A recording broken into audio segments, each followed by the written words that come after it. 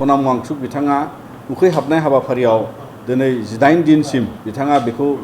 फालिगासिनो दङ आरो बियो जों बयनिबो फरायसाफोरनि आरो लोगोसेयै इयुन समनि थाखाय गुबुन गुबुन सोलोंथाइनि जेंना बोस्रांनाय एबा सोलोंथाइनि जे भारत पर्यायावहाय पेपार लिक जानाय नीटनि आरो गुबुन गुबुन जेंनानि बोस्रांनांगौनि थाखाय मोनसे ट्रान्सपारेन्सिखौ हास्थायनानै मोनसे गोथों पलिसिखौ हास्थायनानै एबा एक्जिस्टिं एजुकेशन मिनिस्टारनि रिजाइनेशनखौ हास्थायनानै बिथांमोना बे मोनसे आन्दोलनखौ खालामदों आरो बिथांनि बे उखैहाबनाय सोमावसारनायनि गेजेरजों बिथाङा जाफुंसारनायखौ हास्थायदों बेखौ जोङो मान होयो आरो बिथांखौ जोङो बर' हारिनिफ्राय बड'फा उपेन्द्रनाथ ब्रह्म सल्जार अफ हिउमेनिटी एवार्ड एबसु आरो उपेन्द्रनाथ ब्रह्म ट्रास्टआ लोगो नांनानै बिथाङा सासे सल्जार अफ हिउमेनिटी एवार्ड मोननाय सासे सुबुं आरो बिनिखायनो जे बिथाङा दिनै सासे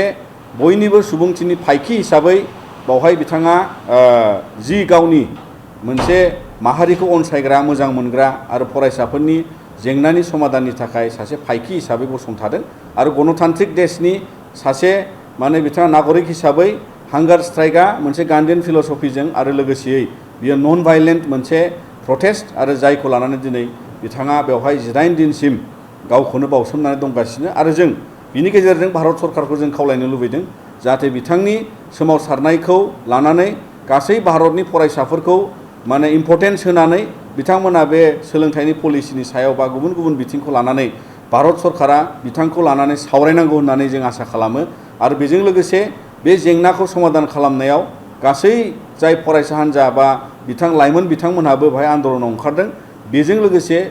जोंनि उननि थाखाय भारत पर्यायाव जेबो जेंना गैयालासे जाहाथे नीट जानो हायो बा गुबुन गुबुन गभर्नमेन्टनि एजुकेशन पलिसियाव सोलायनाय लाबोनो हायो बिनि थाखाय बिथांनि सोमावसारनायखौ मान होनानै सावरायनानै एबा बन्द खालामनायाव बिथांखौ मदद खालामनांगौ जाहाथे भारत सरकारा गावनि बेबादि मोनसे देशआव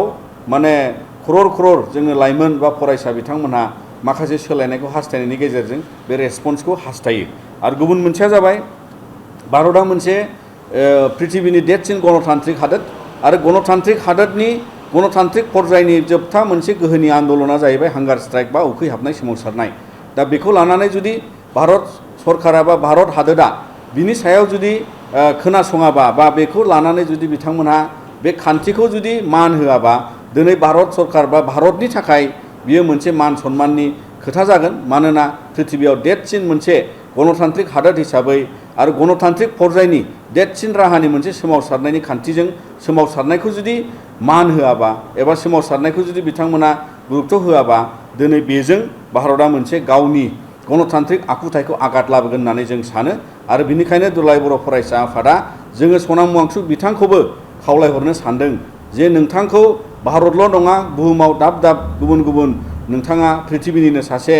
सल्जार अफ हिउमेनिटी हिसाबै बा सुबुंथिनि फायखि हिसाबै गसंथायो आरो बिनि थाखायनो नोंथांखौ नांगौ आरो बेखायनो जों नोंथांखौबो नोंथांनि बे हांगार स्ट्राइकखौ दोनथ'नानै बयबो लाइमोननि खाथिराव एबा फरायसाफोरनि खाथिराव उन समनि थाखाय गुबुन गुबुन बिथिङाव नोंथाङा भारत सरकार बा पृथिबीयाव खामानि मावलांनांगौनि थाखाय नोंथांनि हांगार स्ट्राइकखौ दोनथ'नानै जाहाथे नोंथाङा माने बे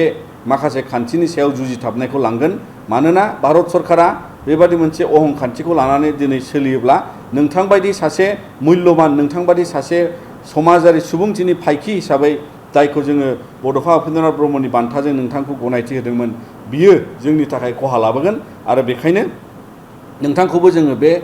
उखैहाबनाय सोमावसारनायखौ बोखांना लानानै आरोबाव सोमावसारनायखौ मैखोमै लांनो थाखाय जोङो खावलायदों।